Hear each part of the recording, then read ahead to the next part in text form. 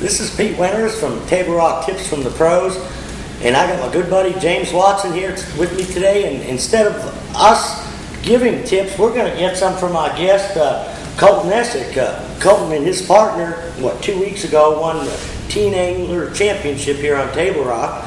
So we're going to let him tell us a little bit about how they won and tell us a little bit about the Teen Angler format. And, James, really appreciate you taking your time out from full-time tour and pro to do this with us. You bet. Well, I read that Colton, you and your buddy won that, and the top 3 teams are in the Springfield News Leader website and all over the Facebook machine. So I was like, boy, look at them hammers jacking them down here on Table Rock Lake while I'm on the road. I kind of made me envious, want to come home and try some of it. I wish we had that when we were in school. We might have went a little bit more. I know.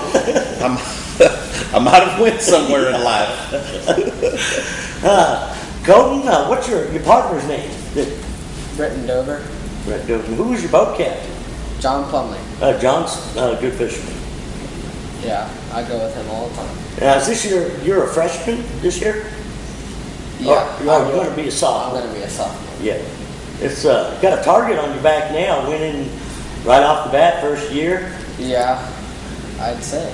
Yeah. And that's quite an accomplishment, really, because you guys had, 90-something schools, over 300 anglers competing. I think there was, 160 boats. Yeah, around that. And that's quite an accomplishment to come out, the champions of that many kids. It's hard to win a 10-boat tournament. I'm going to tell you that right now. So get ready for it. When you win something with that many people that you're competing against, you've done something. Yeah. You've really done something. Well, we fished tons of weekends before, just me and my buddy by ourselves. A lot. Got to know each other and stuff like that. You put a lot of time in. That's what you got to do. You got to put the work in. It's you don't have to earn it, which you did. Do you see your partner and you fishing for the years to come, like being a dynamic duo from? Definitely. You do? Yeah. You mesh well? Can you read each other's minds yet? Because the best buddy teams are guys that can read each other's minds and fish so well they know that their partner's move, their partner knows their move, they know what you're strong about. I know when he's getting ready to set the hook on a fish. He'll let you know. Oh, no. He'll just in the middle of talking, just stop. And then he'll take a step back. And then I'm already running for the net. So I don't think we lost one fish. Yeah, fish clean. That's good. Good. Tell us what was your, did you have a 1-2 approach? You have a couple patterns or just one particular pattern or a magic spot, something like that? Well, we had this one spot where we fished both days to start our days. The first day we caught 5 keepers. We caught 15 keepers out of the whole day, but 10 of them came out of that one dock. We were fishing with spoons, so we weren't getting really aggressive with it the first day because they were already biting. And sometimes even when we seen a fish bust the top of the water, throw a spoon in it and reel it. We caught a couple keepers. What kind of spoon were you throwing? Flutter spoon. Like a hazy daisy or a bigger flutter spoon, like a strike king, or? It wasn't very big. Okay. About a 5/8 ounce. Yeah, it was a couple inches. We need to know these things. Yeah. we need to know exactly where this dock is that you caught these. I can tell you what brand. Dixie Jet. Dixie Jet. All right. Murphy's Dixie Jet spoon. Well, that's a good spoon. You can't go wrong with that one. So. Why your chrome? Silver. Okay, chrome, silver. Okay. What do you think about the whole high school format? I know you mentioned Lake of the Ozarks. You struggled a little bit. How many tournaments have you guys fished this year before the championship that you won? I fished 5 tournaments before. Well, 6 in my whole entire life, but 5 with the school. And we missed one tournament. Showing off I had something going on. Well, let me tell you, there's a young kid in college named Trevor Lowe that fished the Bassmaster Classic this year. You may have heard of him. It was his 12th tournament he's ever fished in his life. And it was a Bassmaster Classic. Yeah. So you got something to work yourself up to. So, having 6 under your belt as a freshman is pretty dang good. Did you fare well in any other tournaments, or Any of the other lakes that you fished, did you like? I know this is your home pond. Well, yeah, I mean, we fished 4 tournaments in the fall, and I had a different partner then, but he was out for 2 of the 4 tournaments because he broke his collarbone in football. And I finished 2nd overall and 3rd overall in Big Bass throughout those 4 tournaments. Good deal. And we didn't even mention, I don't think, what school. This is Reed Spring Wolves. Reed Spring Wolves. Yeah. Now, what do you think? You know, it's amazing how fast this teen angler organization has grown. I mean, I hear they're actually talking about doing 2 divisions next year. They're getting so big, doing maybe a north and a south. But Randy Conlon, J.P. Sell, so many people have really got this thing to grow. And with the help of the sponsors like Lou's, and I know Lou's, Pro Guide Batteries, so many other sponsors that have been there from the start. Everybody's, behind it 100%. Yeah.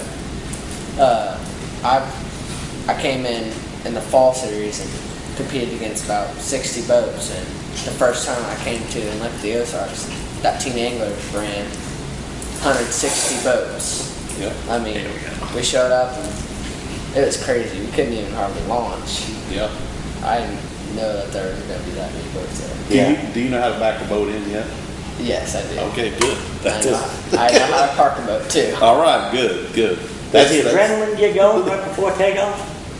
Definitely. Yeah, I mean, I don't know how many tournaments I've fished, but I mean, I guess when the adrenaline stops, James, it's time to quit, isn't it? You're done. If you don't like the smell of that fuel burning on the top of the water, you're dead. You have to quit.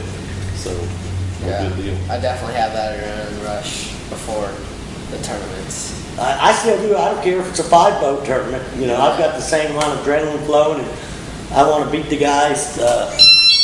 Just as fast as I do if it's a big tournament. Yep.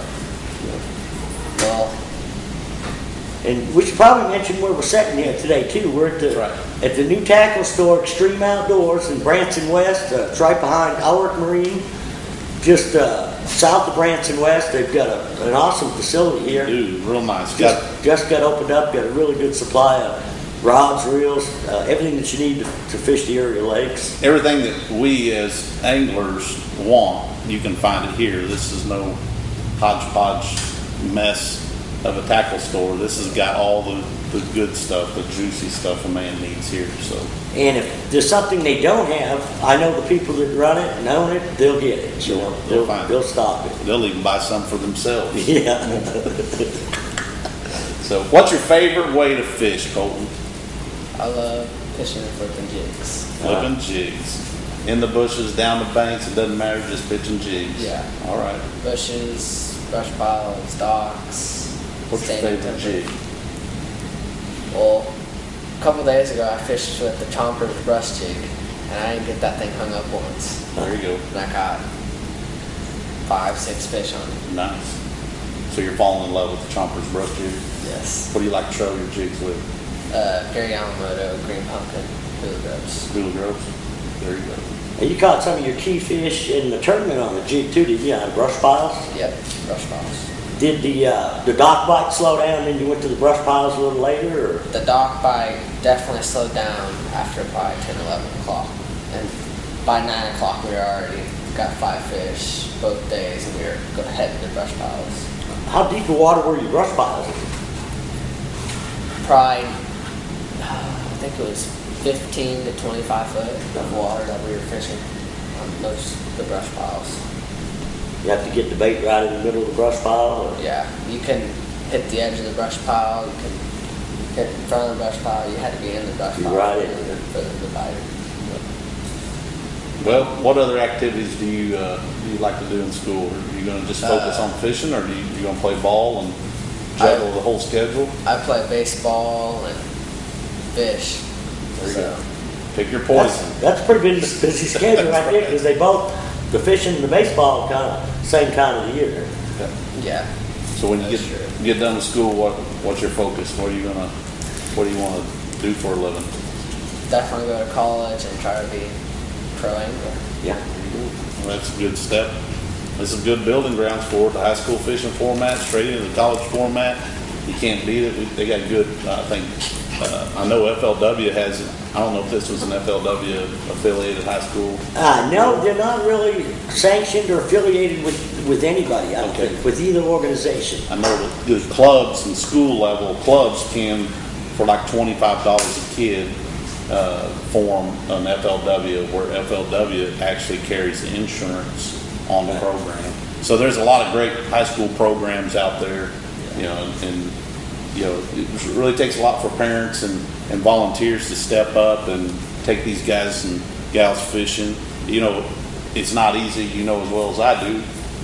Most of you guys don't have your own boat yet, do you? No, not yet. Good, because if you did, I was going to hold you under the minute tank under there for a little while. I think a lot of the unsung heroes in this is the boat captains, because you've got 160 boats out there. You've got 160 people donating their time, their boat gas, you know, out of town expense to go with the kids to Lake of the Ozarks. That's right. That's really great that the parents and a lot of these aren't even parents; they're just friends Yeah. of parents helping out. My dad's fishing partner.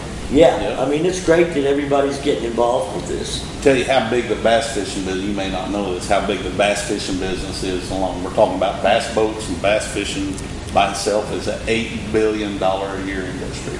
Did you know that? Yeah. I knew And it's doing nothing but grow. Yep. Very expensive. Yep. Well, you guys are getting your feet wet. You're learning the ropes. You know, you got the volunteers helping out. So, I mean, the programs are great.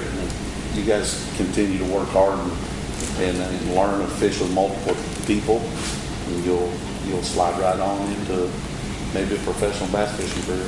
I sure hope so. I waited till I was 38 before I did it. I did too. You waited till you get out of the service. I waited till I raised a family and my kids left. I wished I'd started at his age. Well, I was fortunate enough. I got to his age. We were both fishing. We were both fishing, but we didn't have the ability to go through the high school ranks and have a formatted or sanctioned type tournament, which is pretty dang neat. When I was your age, I was fishing against the Bobby Sullivans, Terry Thomas, and Randy Workmans. The main thing is get your education. You got something to fall back on when the fishing doesn't pan out, you know. Colton, we appreciate you coming in here with us. James, appreciate you. Thank you. We're proud of you. Thank you guys. Keep on keeping on.